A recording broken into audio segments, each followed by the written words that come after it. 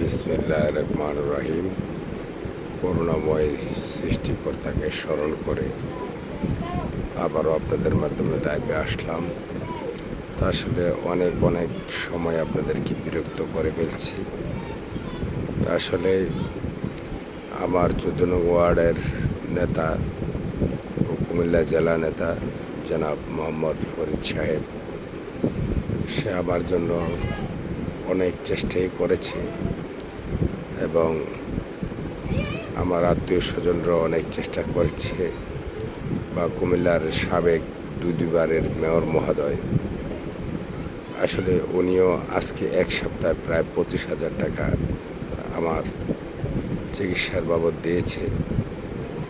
তো দুর্ভাগ্যজনক, আমার একটি অপারেশনের কারণে আমার বাম ঠ্যাংটা অচল হয়ে যাচ্ছে এবং ফ্যাটে ইনফেকশন হয়ে যাচ্ছে।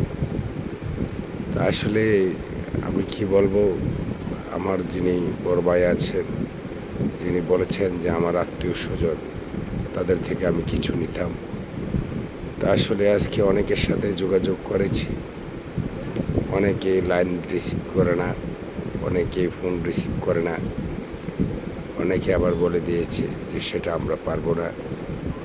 তা আসলে দুঃখ নেই, দুঃখ শুধু একটাই, যে আসলে আমি সামনের নির্বাচনটুকু পর্যন্ত আসলে আল্লাহ রাব্বুল আলামিনের দরবারে বাঁচার একটা ইচ্ছা ছিল, কিন্তু আমার মনে হয় আল্লাহ রাব্বুল আলামিন সে তৌফিক আমাকে দিবে না। তাই আমি সকলের কাছে আসলে ক্ষমার প্রার্থী। আসলে দেখেন, সাবেক মেয়র মহোদয় আজকে যে টাকাটা পাঠাইছে, আর কিছু টাকা হলে আমি কমপক্ষে সে অপারেশনটা করে আমি আবার স্বাভাবিক জীবনে ফিরে যেতে পারতাম। কিন্তু অতি দুঃখের সহিত বলতে হচ্ছে যে আসলে আমার পাশে একমাত্র মেয়র মহোদয় আর জনাব ফরিদ সাহেব ছাড়া আর কেউ দাঁড়ানোর মতো লোক নাই। তাই যা হোক, আল্লাহর যেমনি ভালো তেমনিই করবে, সেটাই ওনার নীতি এবং রীতি। তাই আমি আর বেশি কিছু বলবো না, সবার কাছ থেকে ক্ষমা চেয়ে বিদায় নিচ্ছি। আসসালামু আলাইকুম ওয়া রাহমাতুল্লাহি ওয়া বারাকাতুহু।